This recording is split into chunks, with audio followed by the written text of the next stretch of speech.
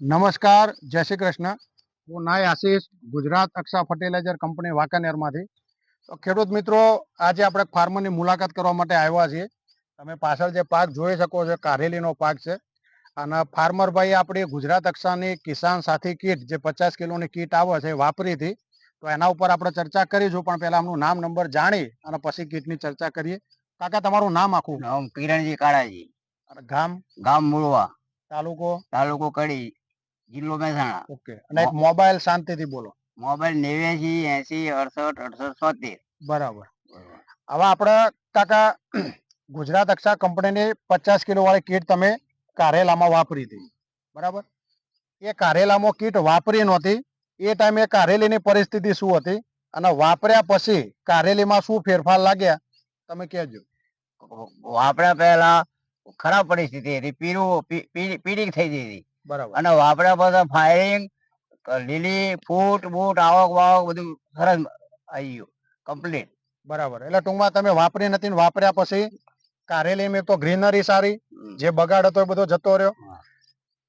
કારેલી તો ક્વોલિટી બની, પણ નવી આવકે ચાલુ થઈ. કારેલી સુધરી જઈ, વેલા સરસ લીલા કેરી જેવા ફૂટ થઈ જાય અને નવી આવકે હેરે હેરે આવી જાય. બરાબર. એટલે ટૂંકમાં જે તમે ખર્ચો કર્યો કીટનો એ ટૂંકમાં તમારે લેખે લાગ્યો. હા, એ ભગવાનના માતાજીના પડતા એ કંપનીના પડતા ખર્ચો લેખે લાગી ગયો. બરાબર. એટલે આ જે કીટ તમે વાપરી એ સંતોષકારક છો? સંતોષકારક. બરાબર. આવા વિડીયો દ્વારા આ કીટની ભલામણ બીજા ખેડૂતોને કરવી હોય તો આપણે કરી શકાય? હા, કરી શકાય. કે ભાઈ પાયામાં કે કોઈ પણ પાકમાં વાપર્યું તો વાપરી શકાય? વપરાય. પાયામાં શરૂઆતમાં આલેલું હોય તો ખેડૂત ધરી જ રહે. બરાબર. કેટલો પાક ને કેટલી ઉપજ આલે જ નક્કી ના રહે. એ નક્કી નહીં. બરાબર. તો ખેડૂત મિત્રો, આ હતી કિસાન સાથી કીટની વાત. 50 કિલોની કીટ આવે છે. એમાં કન્ટેન્ટ બાયો એનપીકે છે, મેગ્નેશિયમ સલ્ફેટ છે, ટીકડી ગંધક છે, માઇકોરાજા છે, બ્લેક કાર્બન છે, ઝીંક 11 છે, એમ 8 કન્ટેન્ટ આવી જાય છે. એમ ટોટલ 50 કિલોની કીટ છે. આવા કિરણજીએ કીટ વાપરી નહોતી, એ ટાઈમની પરિસ્થિતિ કારેલાની તમે જુઓ તો આ રીતની હતી. અને કીટ વાપર્યા પછી 15 થી 20 દિવસમાં કારેલાની આ પોઝિશન છે. તમે જાતે જોઈ શકો છો. કારેલું એ બતાવો.